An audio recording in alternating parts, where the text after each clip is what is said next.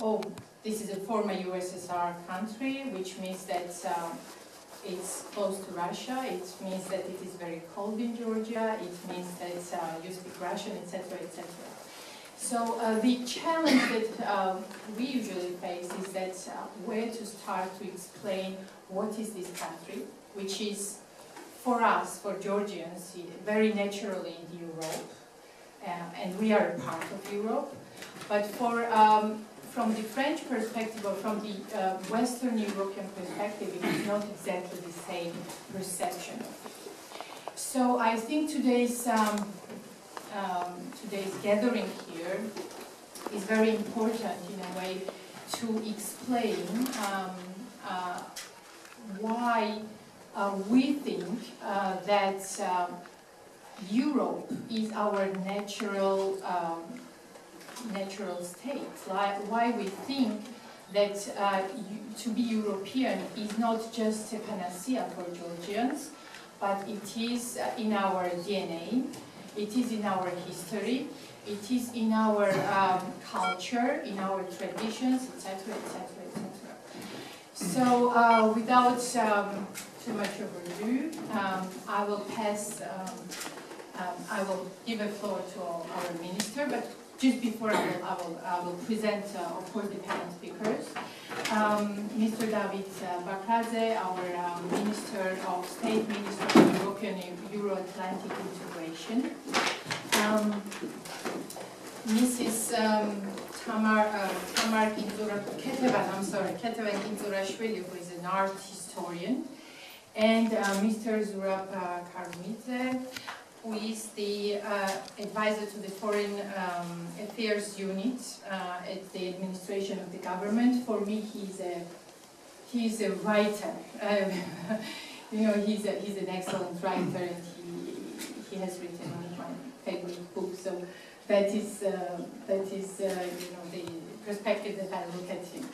So thank you very much again, and I hope that it will be a very fruitful discussion. I give the floor to Mr. Bakradzè. Dear guests, distinguished guests, excellencies, ladies and gentlemen, let me start with the words of appreciation to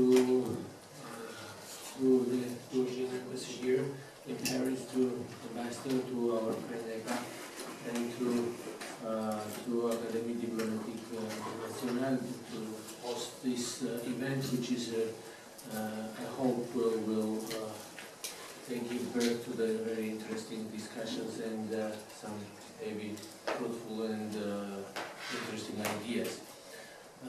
Well, I think the Ambassador has already started to touch upon very interesting issues of what is European about Georgia and how European we used to be. And I think you will have very good opportunity to look at this from very different angles as we'll start to present this issue from the different perspectives.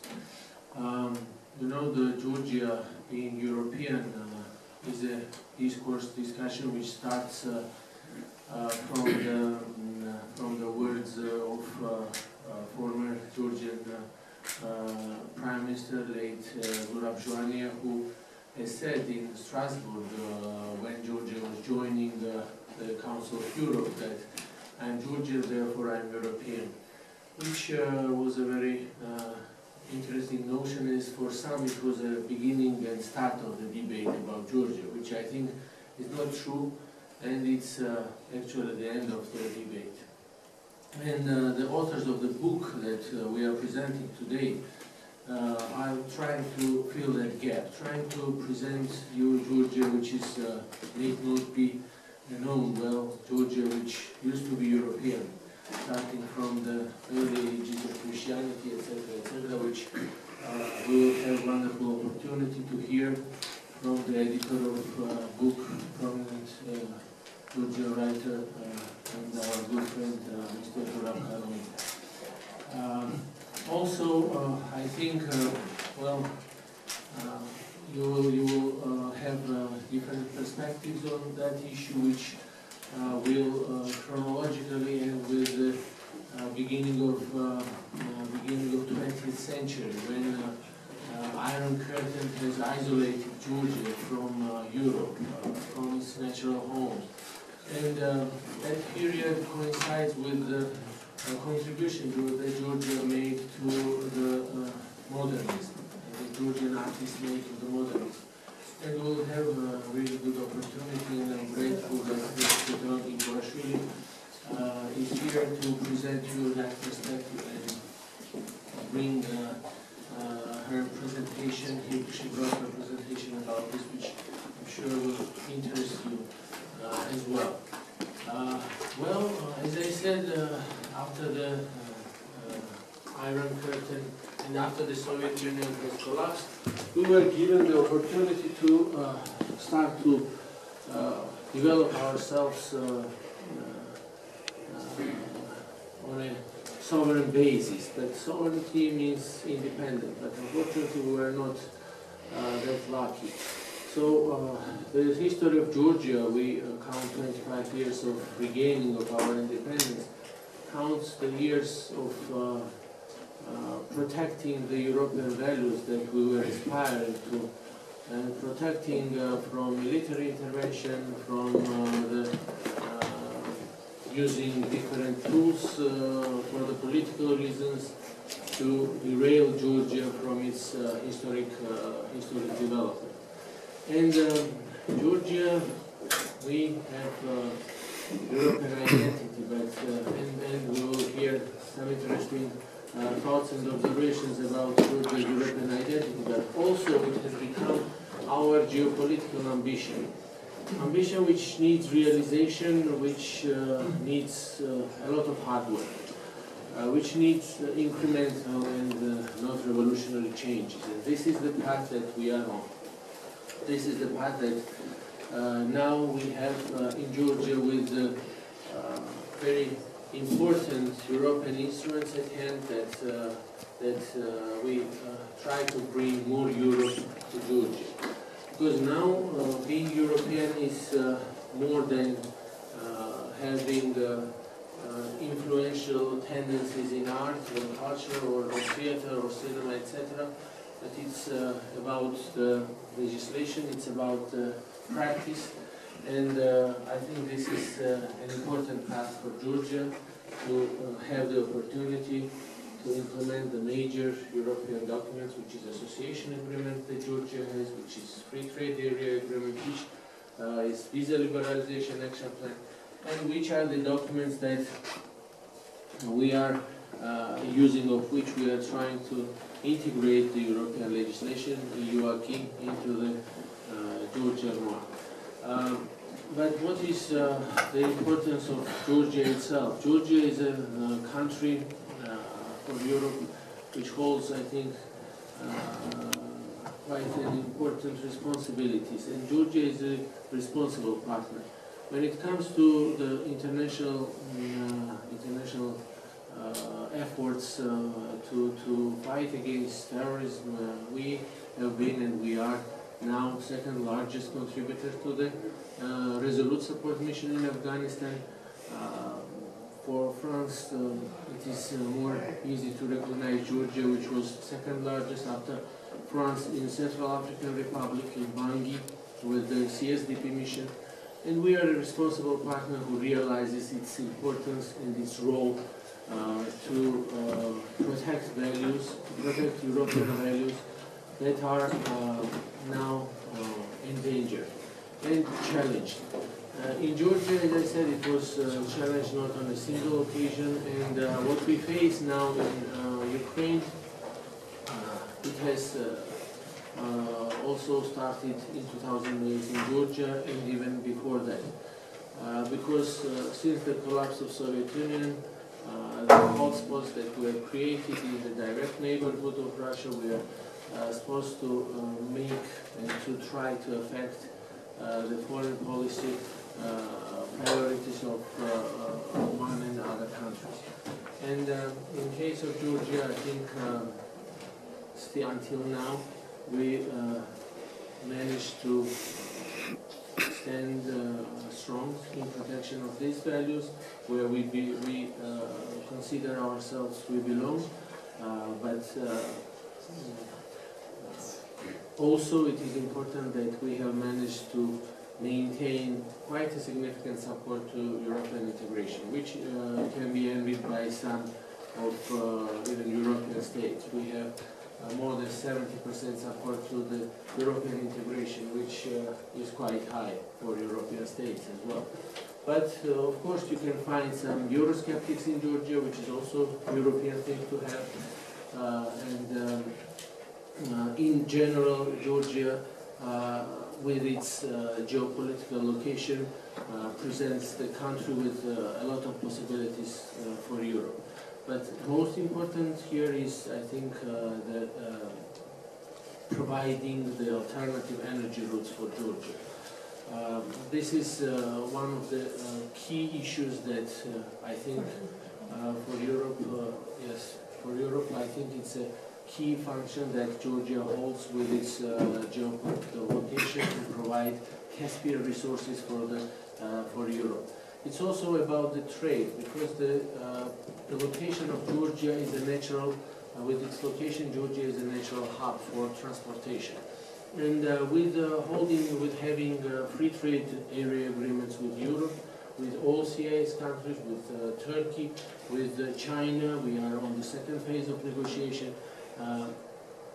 Through Georgia, we provide the possibility to bring the Chinese goods with 3 times less period of time than it usually takes now.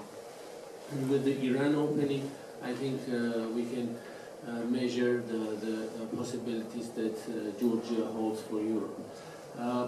But in addition to that, I think for French and for French rugby league, Georgians who are Georgia provides quite a significant number of rugby players as well. And I think that Six Nations is one more aspiration that Georgia has to join together with EU and NATO. To talk about NATO, I think it is important to note that Georgia is the country which I think everyone in NATO member states agree that is one of the strongest contributors of NATO operations. But in addition to that, Georgia is the country which is willing and able to contribute, which is one of the most important preconditions for joining NATO. Georgia is the only aspirant country which has NATO-Georgia Commission, very important forum for cooperation between NATO and Georgia. We have a substantial package which is unique for any other aspirant country.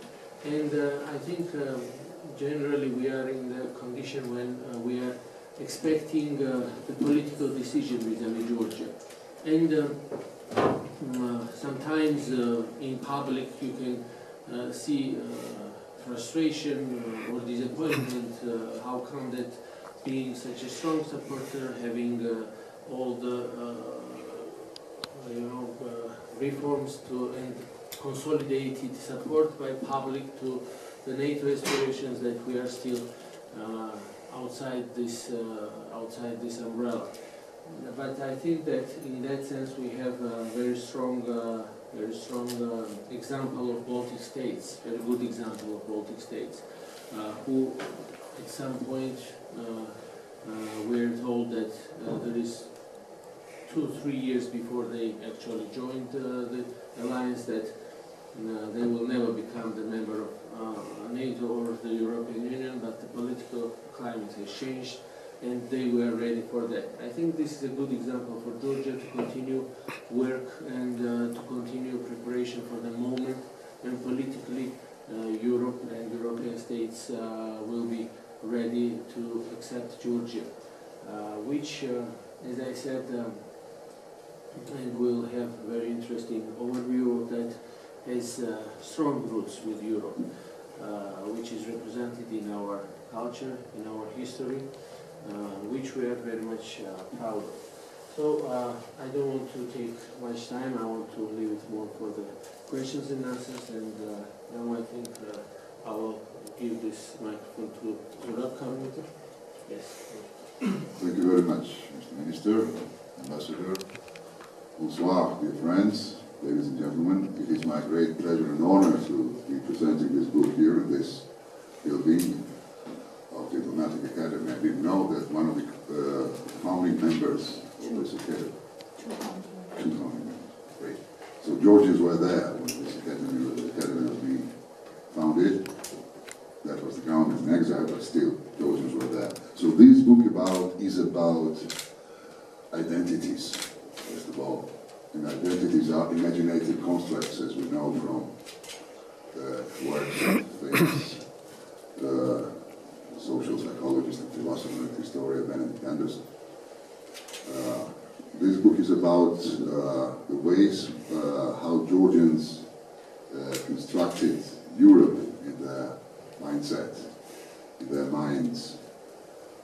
This is about Georgia's European dream, you understand. One may ask, what time is there now, especially today?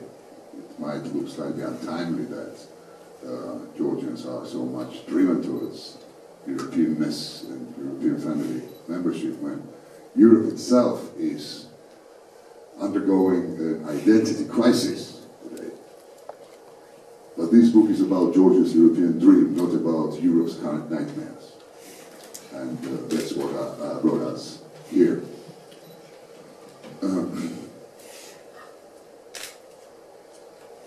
Well, when we think about European roots in Georgia, we generally, first of all, refer to our religious roots. Until now, Christianity has been one of the strongest markers of European identity. I mean, until now. Now things are changing, but throughout centuries that was the case. And Greco-Roman and Judeo-Christian roots are making Georgia and Europe very closer. This takes us back to early medieval times. This is the way when Georgia and Europe go side by side in development. Well, maybe Georgia is even older in these terms because Christianity came to Georgia much earlier than in other European nations. There are a couple of other things that we've been ahead of Europe. Let's take winemaking. We are one of the first winemakers in the world, if not the first winemakers in the world. And as we know, wine is a very special European juice, as Aristotle would put it. And well, it's there. And wine and cuisine is a strong marker of any identity, not only wine, but whatever, nutrition or food, or drinks.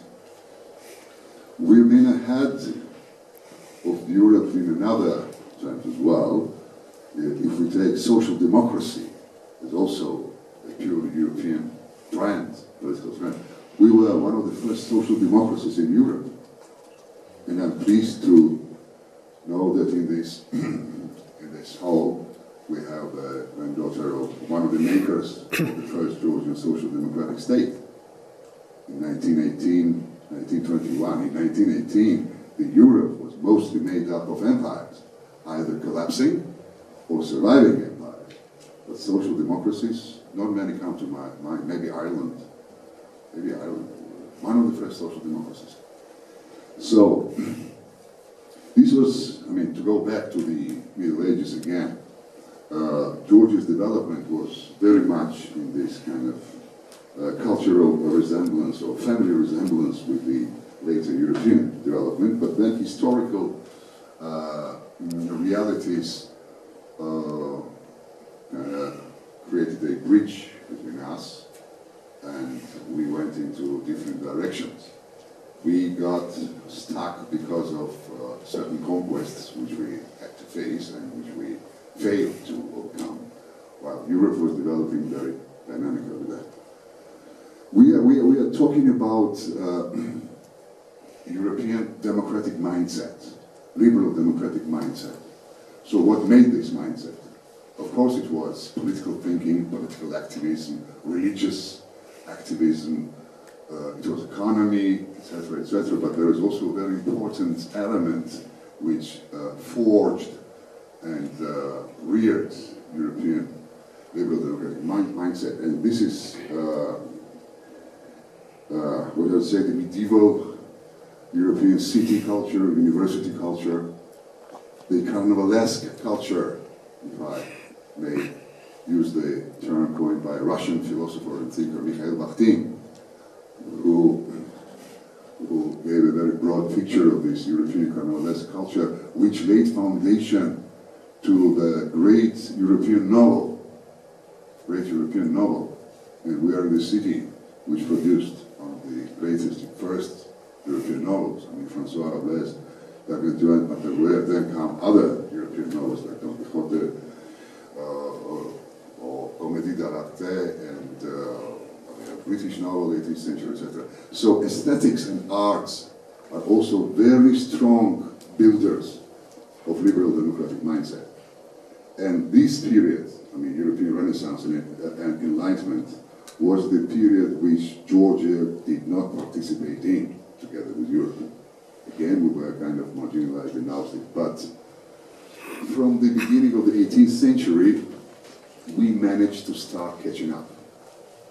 And one of the most interesting pages of rapprochement between Europe and Georgia, at least the attempt, the drive, Georgian drive to come back to European family journey, was the court of Georgian King Vakhtang VI in the beginning of the 18th century, and his envoy to Europe, one of my favorite Georgian intellectuals, a diplomat, a thinker, a writer, and a lexicographer, by the way, who wrote the first dictionary of Georgian language, right in the same years when the first dictionary of English language was being written by Dr. Samuel Johnson.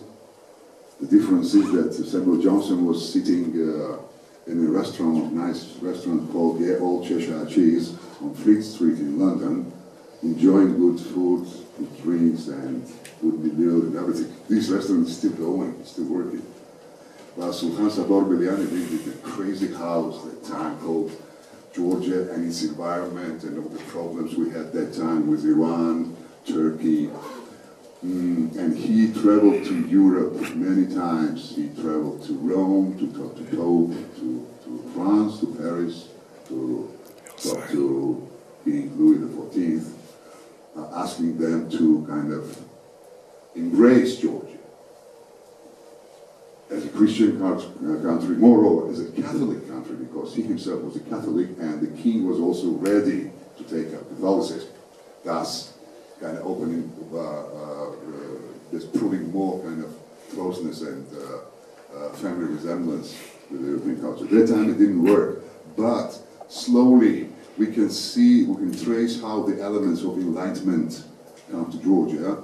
The court of the king was very intensively working on this. As I said, Sultan Sabor Beliani wrote one of the first his first dictionary of Georgian language at that time. Later we can already see in poetry some European kind of developments in the poetry of the mid-18th century Georgian poet David Uramishvili, who wrote some Baroque kind of poetry which to an extent resembles 17th century European poetry, like English metaphysical poetry or French poets of Claire, etc., etc. It is paradoxical and ironical, but with the Russian conquest in the beginning of the 19th century, when Russia conquered Georgia, European ways of Georgia became more wider and more, let's say, productive, because through Russia and again directly from Europe, Georgia managed to acquire European cultural and non-cultural, social and political values and ideas, putting them into Georgian context, of course. It was not just mere imitation, but it was adaptation and creative adaptation of all this.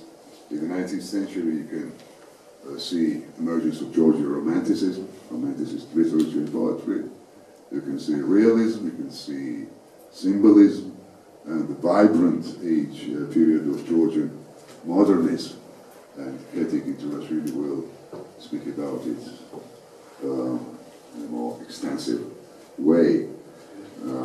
Unfortunately, again, when the Iron Curtain fell in the 1930s, we were also once again marginalized from European trends, but the seeds planted by the intellectuals of the beginning of the late 19th century thinkers and the beginning of the 20th century thinkers who then made the First Republic produced good results, so that in the mid-1950s and 60s, the generation again revived this topic, this idea of Georgia being Western kind of culture, and its future is with the West, with Europe. If you look at the theater, cinema, and literature of that period of 1960s and 70s, you can see some brilliant examples of aesthetics and production, which in some cases even exceeds some European standards, especially if we take postmodernist theater, which in Georgia was created in 1960s. Some of the first productions were made at that time. And in 1970s also there were very good examples of this.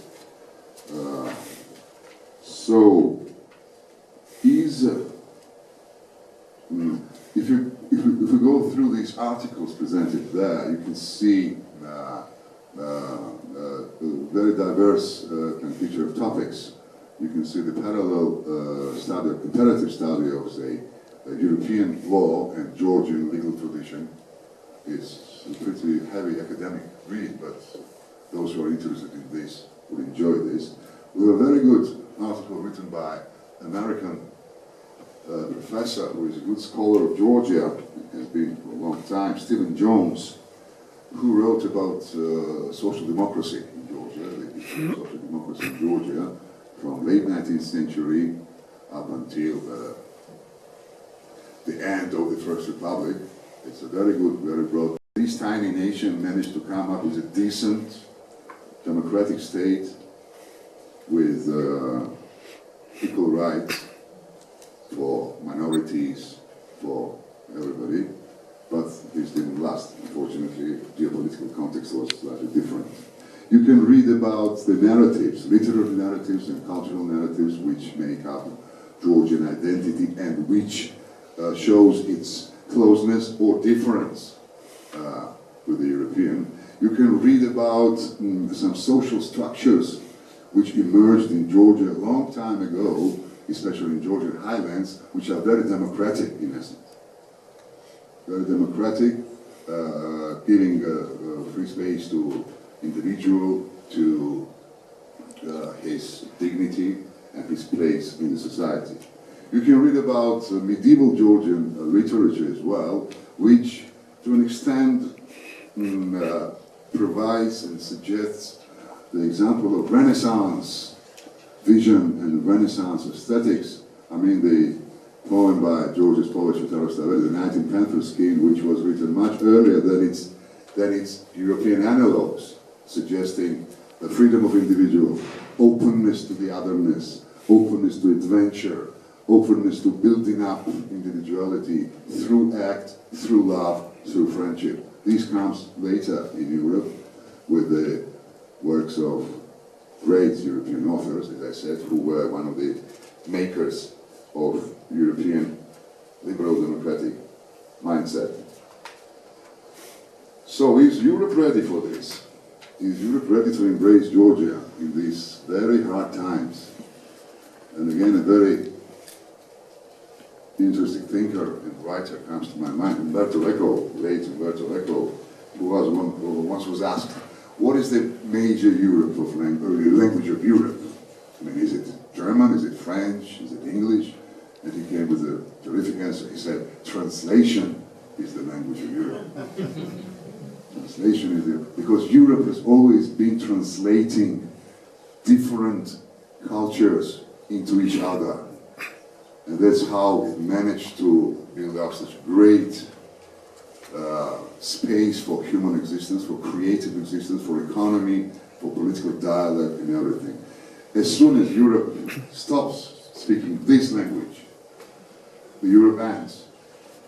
But to quote Ernest Hemingway, who finishes his book on Paris with a story called "There Has Never Been an End to Paris," I can say that there has never been an end to Europe, because it's still got a lot of human resources and creative and intellectual resources to keep going and keep translating different cultures into each other. And when it comes to translation, then Georgia will be a really great asset for Europe, because Georgia itself, throughout centuries, has been translating east into west and west into east. We can be a very good bridge between these two dimensions for Europe, and very good co-translators for European and cultural space and existence. What can I say? Let me quote another great guy and I'll kind of wrap up. Martin Heidegger said that being is becoming. The essence of being is becoming. There is no fixed being. So Georgia's being the essence of Georgia's being in its becoming a full-fledged European state. Then I hope it will succeed, and with the help of our European friends and colleagues, the story will be really a success story. Thank you very much, and I'll be ready to entertain your questions.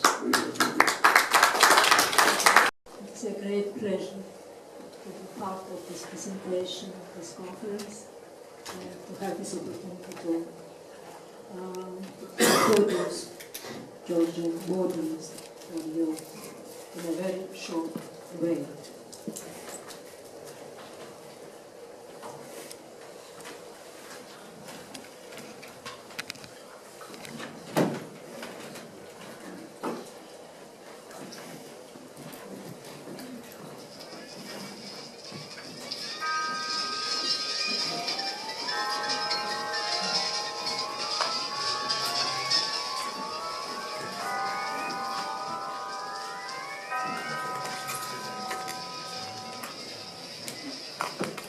In general, modernism is not a convenient topic when discussing the identity of nation. On the contrary, it is universal in nature and reflects an era effectively disregarding national originality. However, it was born in Western Europe and is justly associated with Western culture.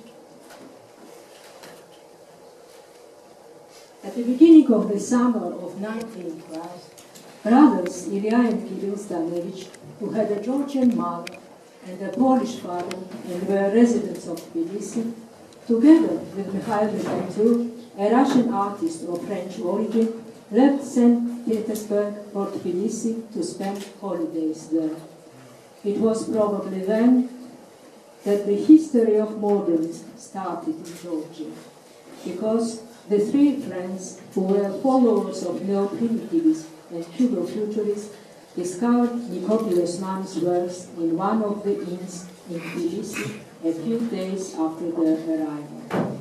Today, Pir Osman can be recognized as the last representative of all dark and the first in the modernist era, a viewer and depictor of the new urban life and its creator too, who was based on the traditions of an obsolescent world.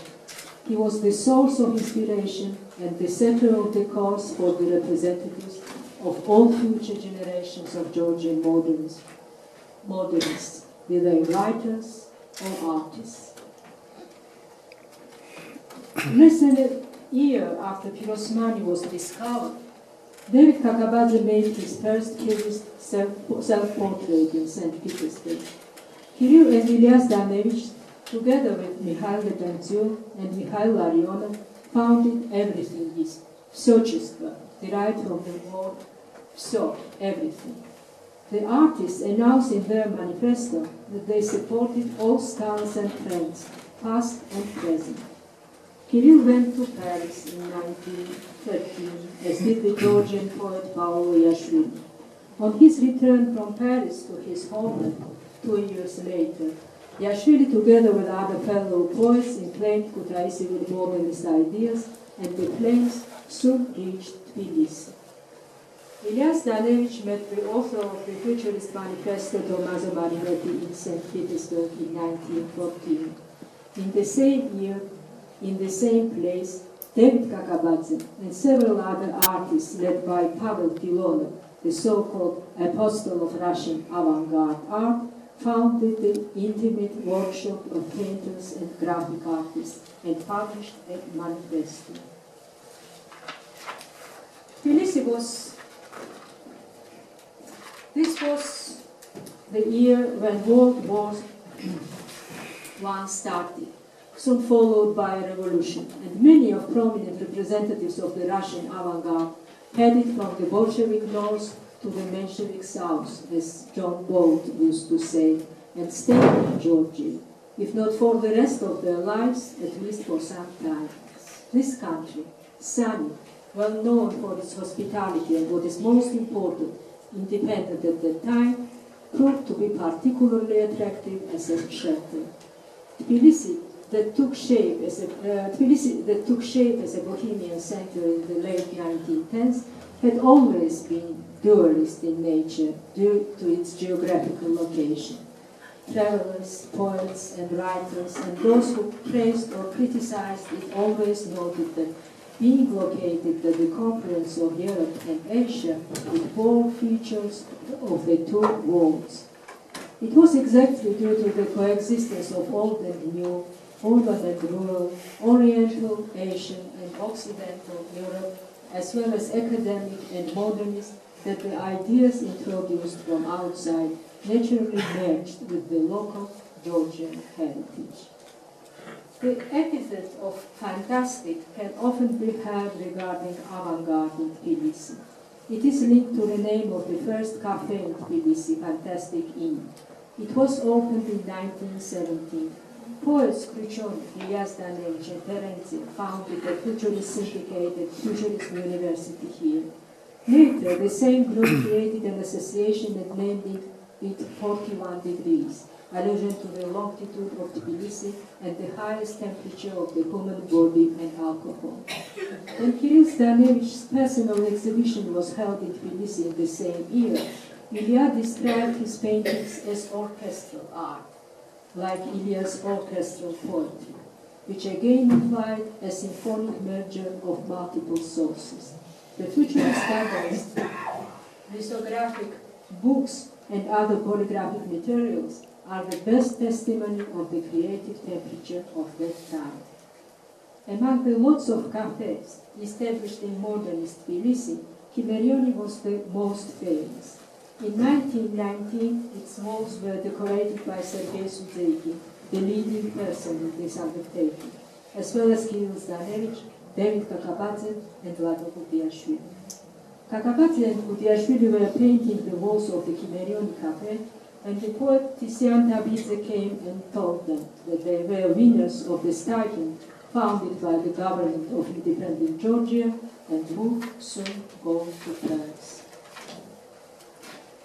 In Paris, Georgian artists displayed their works in famous salons and galleries. They delivered lectures, wrote and published books, followed different trends such as symbolism and expressionism, Gaimarთა and Vlado Gudiashvili, Cubism and Dadaist surrealist abstractionism, Bakradzè. At the same time, they attracted attention due to their originality, which was often discussed by French critics. Georgia's independence didn't last long.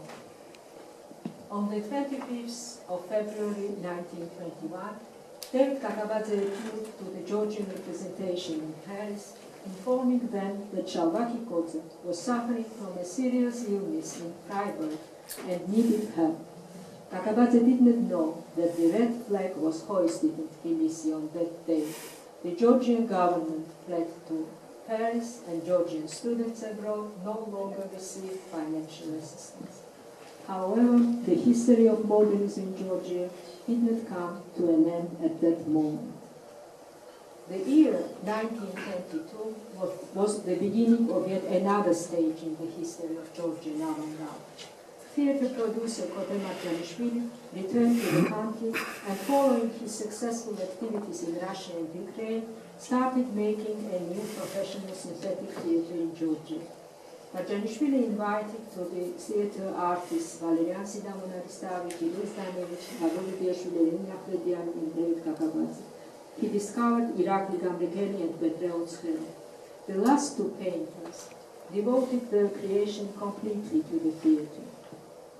Georgian scenic painting reached its peak in the performances staged by Bakradzè and Sandro Ahmedeli in Kutaisi and Tbilisi in the 1920s. The creation of the modernist era cinematography developed amazingly well on Georgian soil. Georgian modernist artists were the force, together with producers, that determined quality in this field. Gamrikeli, Kakabadze, Gudiashvili, and Otskeli were the designers of the films that astonish people even now as masterpieces of the modernist effort and cinematography as a whole. In 1924, a magazine came out in Tbilisi entitled H2SO4 and designed by Beno Gordisiani and Irakli Gamrikeli. It was one of the best examples of a futurist Dadaist artistic publication. The pages of the magazine, whose name was linked to the sulfur springs of Tbilisi, present experimental alchemy of letters. In the same 1924, Bakradzè and Gamrikeli decided to stage Mystery Booth by Mayakovsky in Tbilisi. It was planned to stage the play on Mount Mamadaviti, where huge constructivist decorations were to be erected with hemispheres, staircases, and pyramids. In 1926, Catherine Dreyer, Marcel Duchamp, and Man Ray presented abstract works Kakabadze made in Paris at the International Exhibition of Modern Art at Brooklyn Museum in New York. Modernist aspirations gradually died out as repression started in 1936-37. Otskeli, as well as Dimitri Shevardnadze and Akhmeteli, were arrested and executed in those years. Kakabadze was left without any work, which destroyed him morally and physically. Kirill Stanevich spent 10 years in a prison camp. The two brothers who parted in Constantinople in 1921 met again in Paris only in 1967. The short life of modernism ended in Georgia, moving to the spheres of artifacts and legends. In Paris, Ilyas Danevich, well known as Ilyas, decorated books and wrote postmodernist novels. He was on friendly terms with artists who frequently mentioned in Stalin's state without being punished, including Picasso, who created a portrait of Pirosmani at the request of Ilyas. An exhibition of Pirosmani was organized in Louvre in 1969, which was due to the momentum of the Khrushchev thaw, although the boundaries of freedom were insufficient to restore the torn thread. Compared with world metropolises, Tbilisi was a city of a small scale, but it nevertheless used the whole of its cultural arsenal to assimilate modernist aspirations. In the 1910s and 1920s, Georgia gave important figures to the world avant-garde art. Their names and creative heritage are organic parts of epoch-making artistic events at that time. Thank you for your attention.